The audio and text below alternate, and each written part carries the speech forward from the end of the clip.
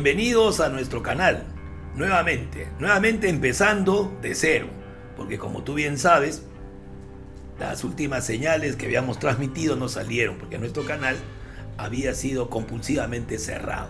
Bueno, hemos pedido explicaciones y no hay ninguna. Por lo tanto, empezamos de nuevo y esperamos que todos ustedes se suscriban a nuestro canal para poder continuar esta tarea pedagógica y esta conversación entre nosotros. Muy bien, vamos a nuestro tema del día de hoy. Y hoy día, ¿qué tema tenemos? ¿Qué es lo que está pasando en el Perú que la gente no conoce y que nosotros tal vez investigamos para que usted pueda entenderlo claramente? Bueno, se ha conformado una comisión consultiva creada por Palacio de Gobierno, en este caso por nuestro desgobierno, para poder apoyar mediante una asesoría al gobierno de Dina Boluarte. ¿Quiénes son estos beneméritos de la patria? ¿Quiénes son aquellas personas que van a ilegalizar lo ilegal? ¿Legal o ilegal? ¿Ser o no ser? ¿Quién va a hablar de democracia ahora? Pues estos 10 personajes, beneméritos de la patria. Bueno, los muertos, dicen ellos, no eran muertos. Ajá, ¿cómo ahora se va a permitir legalmente robar? Ese es el motivo de nuestra reunión. Y nuestra democracia ahora se va a llamar dinacracia. Bueno, un gabinete paralelo de tinterillos. Realmente eso es lo que es. Son ayayeros, papanatas que ahora tienen cargo importante. ¿Quiénes son? Bueno, vamos a descifrar este mensaje uno por uno. Veamos entonces, uno por uno, quiénes son estos famosos personajes que están aquí. Famosos, obviamente, entre comillas, en la ilusión y en la fantasía de cada uno de ellos, que hasta dice llamarse jurisconsulto. A ver, veamos. Empezamos con Aníbal Quiroga. Aníbal Quiroga. Esta comisión son personas que supuestamente son lo máximo en la jurisprudencia. ¿Quién es este Aníbal Quiroga? ¿Pero cómo? Este Aníbal Quiroga no es el abogado de Patricia Benavides. Sí, Patricia Benavides no es la fiscal de la nación que está siendo, sometida a un proceso porque cambió a los fiscales en el caso de su hermanita y en el caso de los cuellos blancos.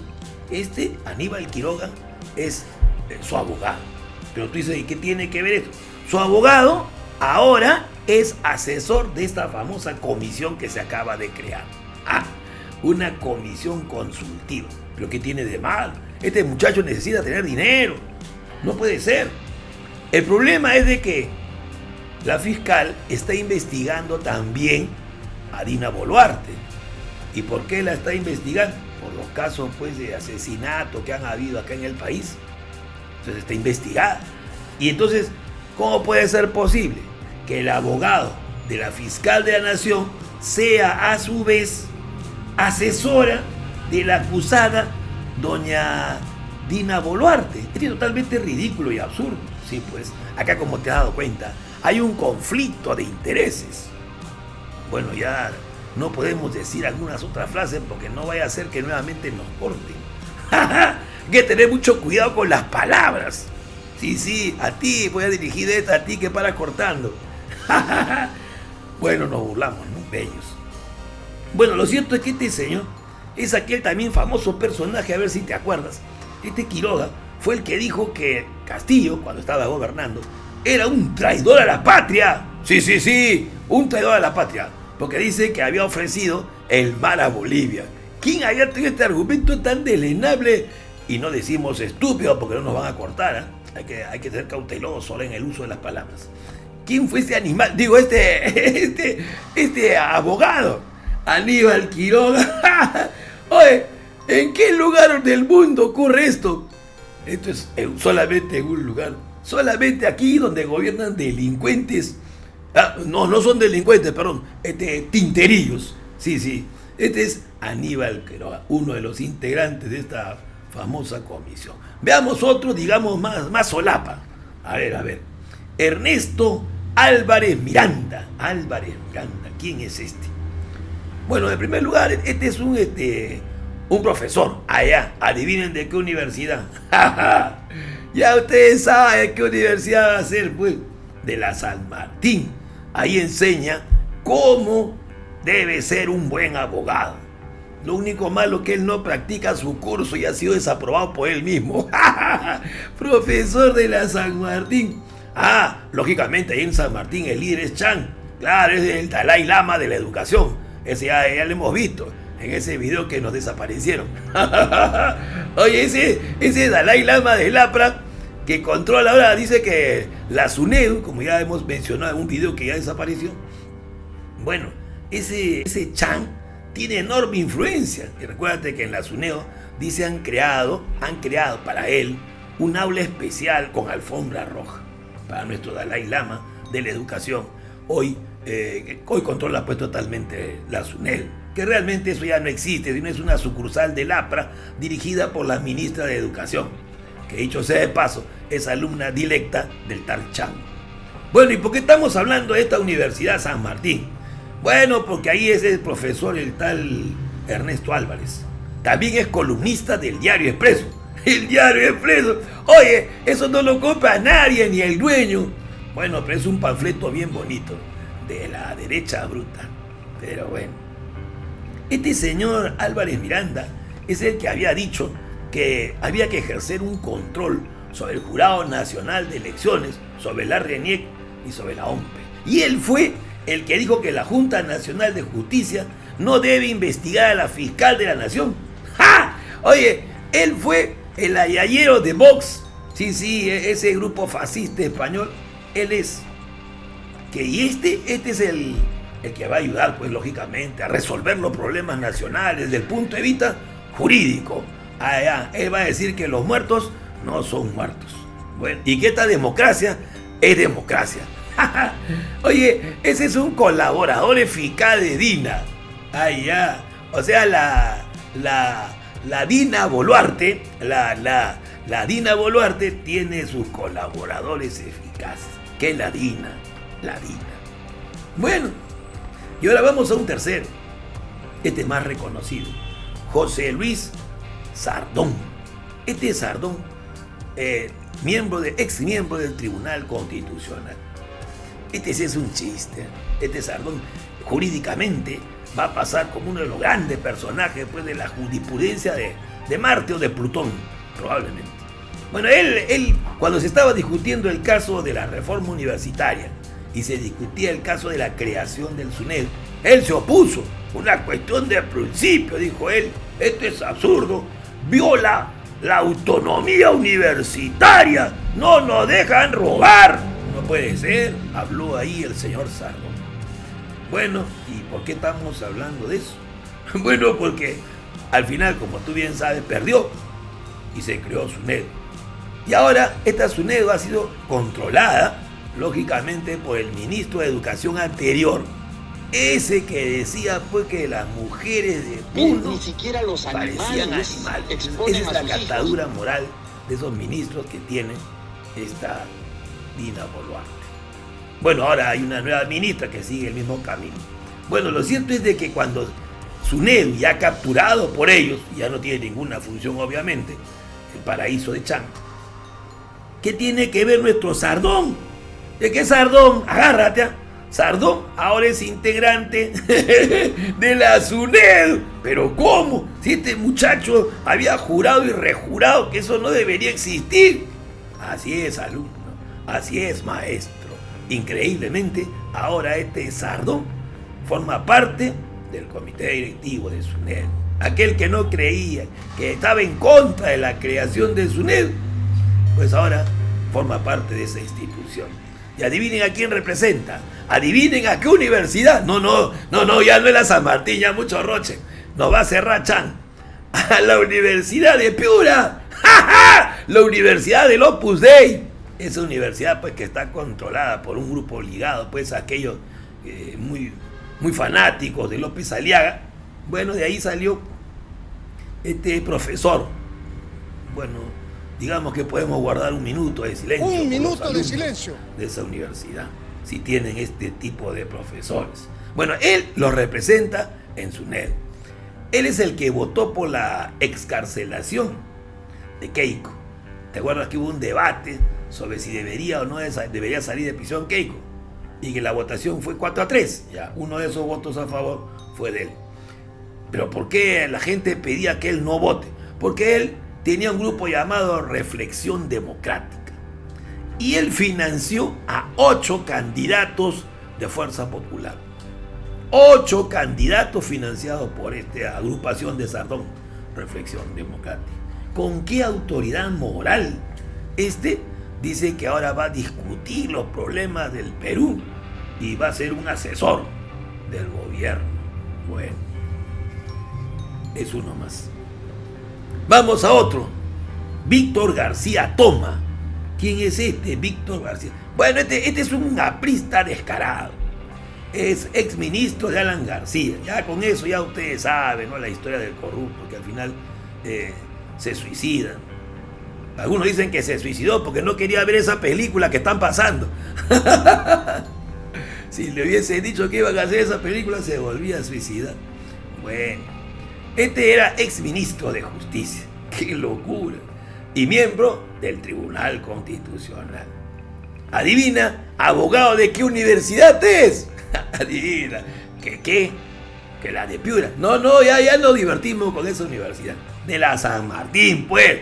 Nuevamente, no te estoy diciendo que casi todos los casos San Martín. Seguramente ya San Martín va a presentar algún recurso de amparo. Bueno, también enseña en la Villarreal y enseñaba en la Garcilaso. Bueno, lógicamente, pues el APA tenía el control de esas instituciones.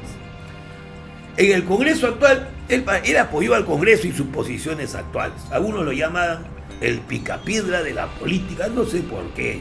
Bueno, será por su pensamiento cavernario. Lo cierto es de que él también, al igual que el anterior, cuestionó al SUNEDU. Sí, pues, el APRA nunca muere, vive de rodillas. Ahora toca el turno a Jorge Luis Cáceres Arce. ¿Quiénes son estos asesores tan extraños? Este es de la Universidad Católica Santa María de Arequipa. Bueno, y pertenece a un grupo radical de ultraderecha llamado Coordinadora Republicana. Bueno, ese es el grupo que apoyó al corrupto Manuel Merino, ¿recuerdan ustedes? Claro. Después decía que había habido fraude en las últimas elecciones, él estaba en todas las marchas. Y, por si ya nos habíamos olvidado de eso, era ex regidor. Adivina de qué partido. De un partido que está solapa, escondido, tras todo esto, ¿no? ¿Qué partido puede ser? ¿Qué tal capacidad de maniobra? Es el APRA. Ah, ya.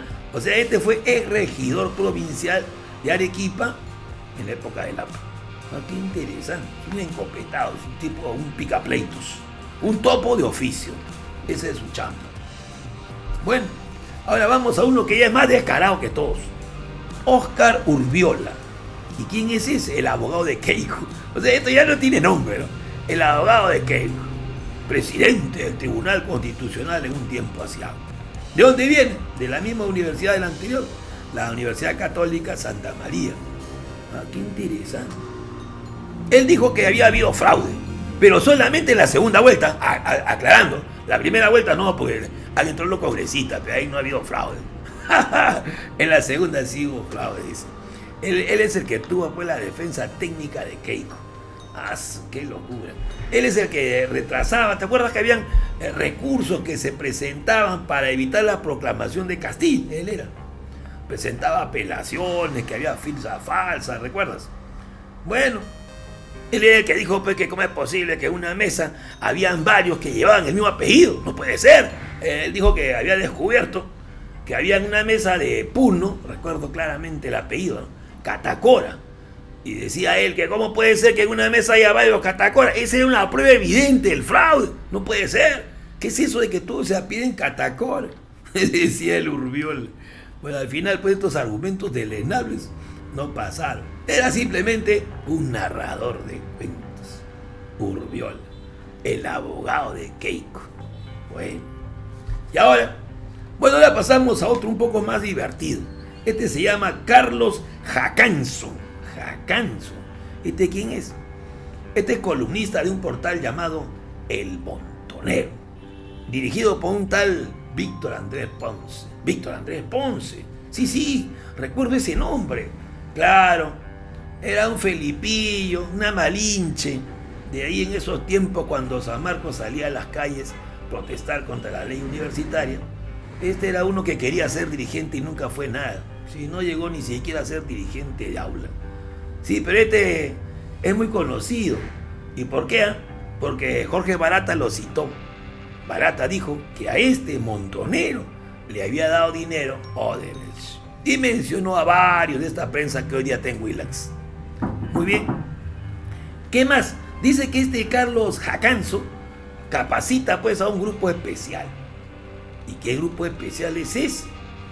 Ese grupo se llama La Resistencia. ¡No! Esos son capacitados pues de Jacanzo en eventos muy interesantes. ¿De quién los capacitará? De los derechos humanos seguramente. Él fue el que le dijo, el que dijo no, cuando escribió que Vizcarra, o sea, ¿cómo será su nivel? ¿No? Que él decía que Vizcarra era un chavista. Uy, ay, ay. Después dijo que había que censurar algunas películas. Esas películas era un documental, ¿no? Río Profundo, porque ahí salía pues un tal Hugo Blanco y decía que ese tipo era peligroso, según él. Bueno, ese es el nivel de alcantarilla que tienen estos asesores de Otárola. Bueno, pasamos ahora a Elizabeth Sea, abogada, ya sabemos de qué universidad, de la San Martín. Esto no es casualidad. Ella es la que dirige el Instituto de Derechos Humanos de la San Martín. Pero tú, como has escuchado, dice Instituto de Derechos Humanos. Seguramente se habrá pronunciado sobre las matanzas. No dijo nada. Solamente ella pertenecía pues a otra posición que decía que no había muertos. Bueno, esto es increíble. Pero ¿cuál es su historia? Ella perteneció a un grupo llamado Patria Segura. Para aquel que no sabe qué cosa es esto, es Patria Segura. Esto es la invención de un tal Andrés Reyardo, que tenía un hijito llamado Renzo Reyardo. Andrés Reyardo era amigo de Alberto Fujimori. Y Alberto Fujimori dejó la marca, ¿no? Esto se llamaba antes Cambio 90. Ah, ya. O sea, Cambio 90 se volvió Patria Segura. Y en Patria Segura, muy inteligente Fujimori. ¿Por qué? Porque así creaba otros partiditos y la idea era controlar el Congreso. Eran instituciones de fachada. Este Patria Segura pasó a la historia cuando apareció en televisión una señora llamada Miriam Vigo. Y ella dijo que de casualidad se había enterado, insólito, ¿no? De casualidad se había enterado que ella era candidata. Y la habían puesto en la lista de un partido llamado Patria Segura. De ese partido es esta señorita o señora Elizabeth Sea. Después se pasó a Fuerza Popular del equipo técnico de Keiko Sofía. Y comenzó a hablar muy mal, obviamente, de Dina Boluarte. Ella decía que era una enfermedad mortal. Sí. Y había que inhabilitar a Dina Boluarte para limpiar el Ejecutivo de la sombra de la corrupción. Miren lo que decía. Y gritaba, ¡fraude! ¡Fraude! ¡Basta ya! Salía en marchas. Bueno, y ahora resulta que es la asesora. Y bueno, es una versión moderna, claro, moderna de Transformer, ¿no? Antes la que gritaba fraude, ahora ya no grita fraude, sino que va y dice a defender estas tesis en otros lugares. Bueno, realmente es una vergüenza. Otro personaje de esta comisión tiene cierta fama, Alberto Borea Odría. Ese apellido Odría nos hace de inmediato recordar a un dictador que hubo acá, Manuel Odría, el que asesinaba a los opositores, el que enviaba a la gente al frontón, ese. Ya, él es el sobrino de Odría. Profesor, adivina de qué universidad. No es casualidad. De la Universidad San Martín. De niño, él pertenecía pues a una familia de origen aprista. Por lo tanto, él estaba en la juventud aprista peruana, en los chicos apristas peruanos. Era contemporáneo de Alan, de Roca y de Melgar. Él incluso participó para salir elegido en la Asamblea Constituyente, pero no llegó. También en 1980 postuló, pero no entró. Y cuando hubo la bronca en el APRA entre Armando Villanueva del Campo y Andrés Tausen, él prefirió irse a una posición más de derecha. y entonces terminó siendo del Partido Popular Cristiano, donde salió elegido diputado en 1985. Ya en el 90 aparece en escenas Mario Vargas Llosa, y él entra al Congreso con el Frente Democrático, Fredem. Pero, como todos sabemos, se produce el golpe de Fujimori. Ante este golpe sucede lo insólito. Fujimori va a llamar a un evento que él llamó Congreso Constituyente, y para sacar cachita lo llamó democrático. Evidentemente, Borea estaba en contra, pero su partido, el PPC, estaba a favor y participó. Entonces él renuncia al PPC y presenta una demanda sobre esta constitución, pero nadie le hizo caso.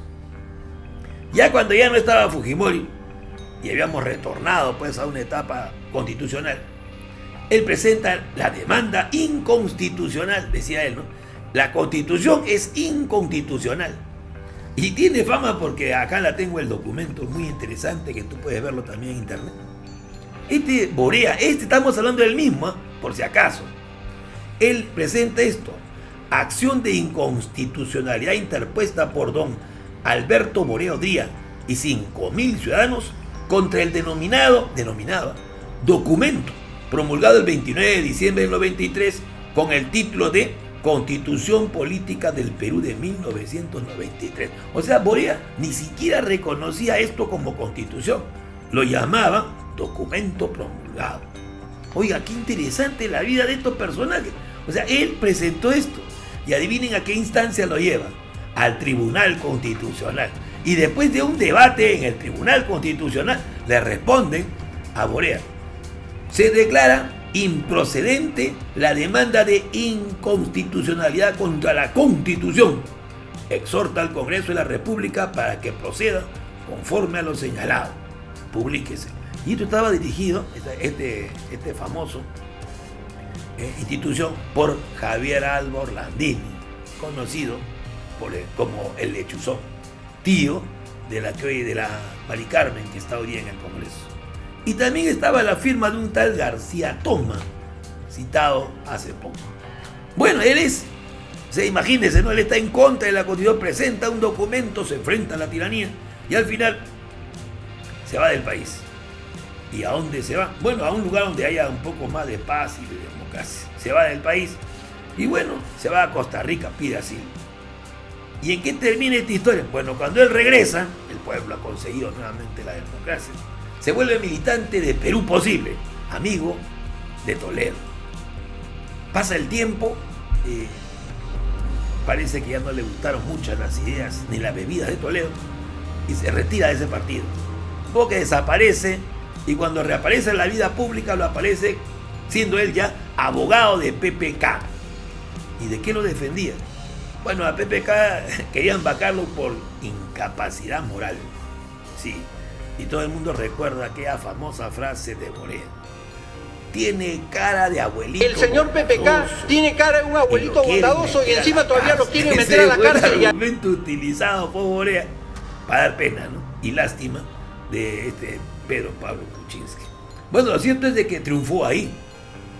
No lo pudieron vacar en ese momento a Kuczynski con esa frase famosa de Borea. Bueno, después, cuando entra el gobierno Castillo, estaba en la oposición, y al entrar Dina Boluarte inicialmente comenzó a decir que había una incapacidad, pero después comenzó a cambiar extrañamente su posición. ¿Cómo cambian los tiempos? Y ahora él es un asesor. El otrola rebelde que no reconocía la constitución de Fujimori, que hablaba de la inconstitucionalidad de la constitución, ahora es sirviente exclusivo de Dina Boluarte. ¿Qué te parece? Bueno, y para terminar la lista está Ernesto Blume. ¿Y por qué hemos terminado con él? Porque ha sido nombrado el sábado presidente de la comisión consultiva. O sea, él es, digamos, el que tiene ahora la voz campante de este grupo. Él fue viceministro de Justicia en la época de Belaúnde. Bueno, en ese tiempo, en el gobierno de Belaúnde, hubo una gran corrupción. Lo que pasa es que a Belaúnde lo han pintado como que él y su gobierno no tienen nada que ver en la corrupción. Habría que leer un libro que se llama Historia de la Corrupción. Y justamente ahí, en ese Ministerio de Justicia, donde estaba este Blume, ahí estaba el ministro Elías La Rosa, justo cuando estaba él, el famoso caso Ugarte, y ahí estaba él de viceministro. Después fue regidor del PPC. Luego va a ser miembro del Tribunal Constitucional. Y él, obviamente, va a estar a favor de Fujimori, evidentemente. Él fue el que presentó el caso de Keiko. Recuérdense que Keiko estaba en prisión. Y entonces, la votación fue 3-3. Y el voto de él fue decisivo. Recuérdate que él era el presidente y se pudo haber, si la votación era 3-3, era motivo de un gran debate. Pero con el voto de él, 4-3, se inclinó la balanza y por eso está en libertad Keiko. Ahora ya entiendes por qué Keiko no aparece, porque está realmente detrás de toda esta comisión. Así detrás, está gobernando tras bambalinas. Bueno, él fue el que se opone, este señor Blume, al informe de la Comisión Interamericana de Derechos Humanos. Había mucha debilidad, decía él, en Dina Boluarte. No puede ser. Está apoyando prácticamente a la subversión al plantear ese proyecto de adelanto a elecciones. Está de más decirlo, que él estaba en contra del SUNEDU, ¿no? Y él pertenecía a esa cofradía de Gerí y esas personas chauchillas que están ahora pues en el poder en SUNEDU. Bueno, él todavía sigue hablando que existe el castrochavismo. Bueno, Fidel Castro ya murió, Chávez también, pero sigue viviendo en el siglo pasado. Forma parte de una selección de esta derecha cavernaria. Y obviamente toda esta comisión realmente carece de... no representa a nadie. Bueno, pero no solamente ellos, sino este gobierno, que es una minoría absoluta, que representa probablemente a los niveles A y B de Lima, nadie más, y que esconde la realidad de este país, ya que realmente en el Perú está gobernando el crimen organizado. Pero está de más decirlo que todos estos terminarán en prisión. Si no, preguntemos pues a Urresti o al Fujimori. El pueblo, finalmente y bien organizado, vencerá. Recuerden nuestra frase: solo la verdad nos hará libres. Muchísimas gracias. Uno no es el